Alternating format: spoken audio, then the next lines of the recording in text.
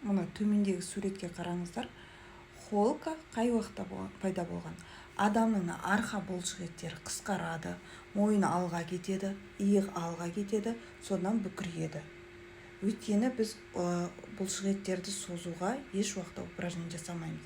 Ал күнде азанда 15 минутына иықты ашатын упражнение, көкірек бұлшық етін ашатын, мойын бұлшық етін созатын упражнение жасасақ, бізде ешқашан холка пайда болмайды. Сол үшін бірінші, егер сіз үйде упражнение жасасаңыз, 1 күн жасайсыз, 2 күн жасайсыз, 3 күн жасайсыз, сізде ауырсыну болады, ешқандай өзгеріс болмайды, сіз жасағыңыз келмейді.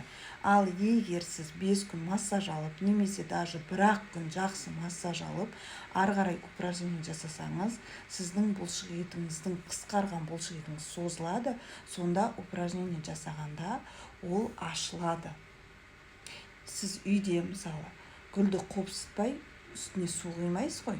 Сол сияқты, ол сіз қандай тренер алыңыз, қанша фитнеске барыңыз, плаванияға барыңыз, бұлшық еттің, қысқарған бұлшық етті ұзартып, бұлшық еттің қан айналымын жүргізіп, қалпына келтірмей, сізде ешқашан көмектеспейді. Сол үшін бірінші емдік мақсатта, профилактикалық мақсатта массаж алып, одан кейін упражнение жасасаңыз, сізде көптеген өзгерістер болады.